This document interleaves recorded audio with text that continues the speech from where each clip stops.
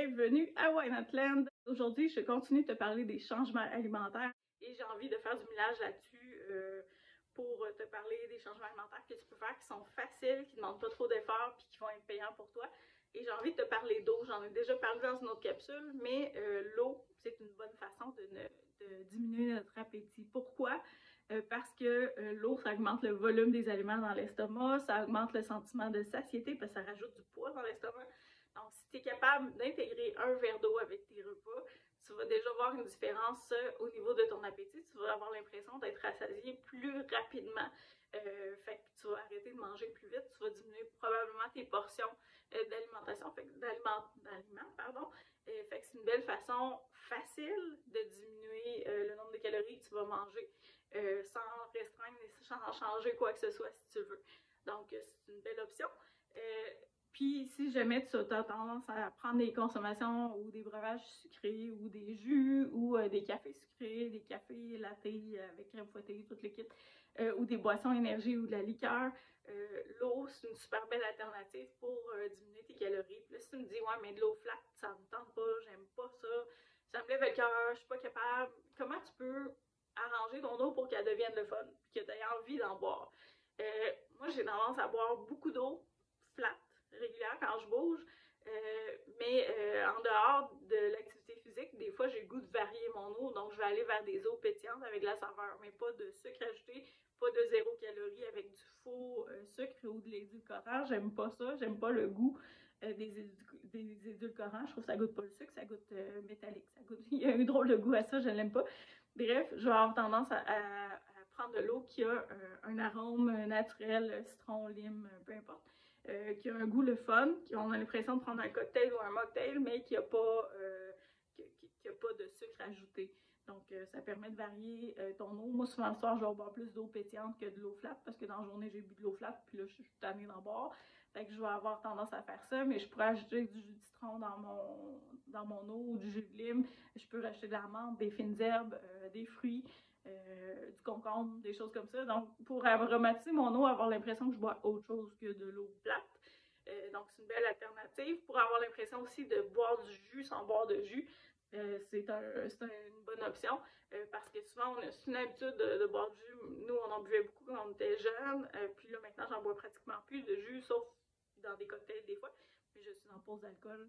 On en parle tout de suite après. Mais ça peut être des belles options là, pour aromatiser ton eau, puis tranquillement diminuer ta dépendance au sucre raffiné ou au fructose.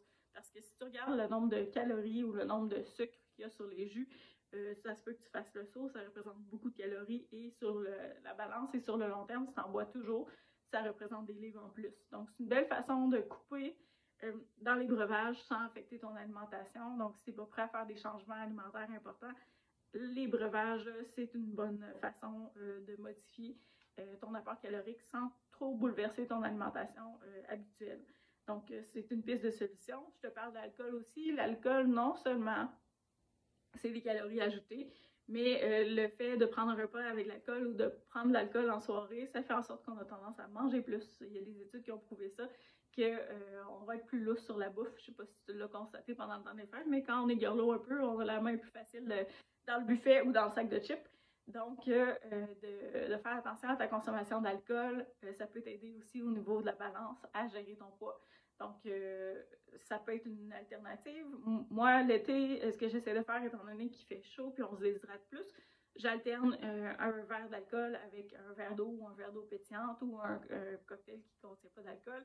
Ça permet de moins se déshydrater, ça permet de diminuer le nombre de calories, donc puis de garder notre état fun sans dépasser les bornes.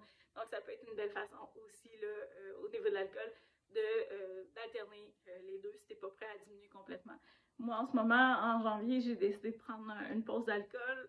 J'ai pris des médicaments pour mon dos, puis j'avais mal au cœur tout le temps, comme mal à l'estomac, puis le système digestif virait à l'envers. J'ai décidé de faire une pause d'alcool en janvier pour ça, pour me donner une chance. Parce que l'alcool et tout ça, les breuvages, souvent c'est acide, puis ça aide pas au système digestif. Donc, de faire des pauses comme ça, il y en a qui vont le faire au mois de février, là, il y a un déficient d'alcool. Si ça te tente de le faire, je t'invite à le relever si ça t'amuse.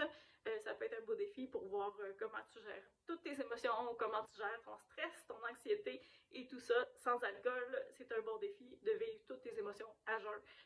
Fait que tu peux le faire si tu veux, mais tu vas voir des bienfaits.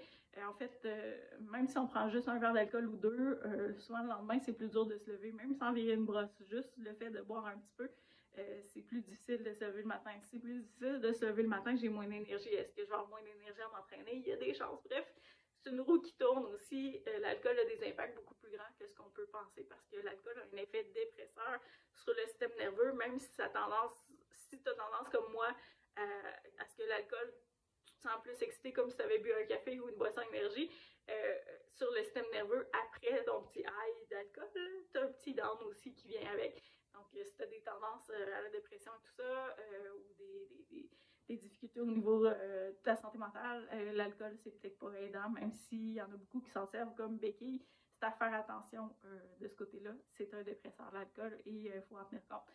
Fait que voilà, pour les breuvages, c'est la capsule que je voulais te partager aujourd'hui. Si tu as des questions, n'hésite pas, ça me faire plaisir à y répondre. Je te dis merci de ton écoute et à bientôt. Si tu as des questions suite au visionnement de cet épisode-là ou des autres épisodes, n'hésite pas à m'écrire. Voici mon courriel pour me rejoindre. Je suis disponible pour t'aider en cas de besoin. À bientôt!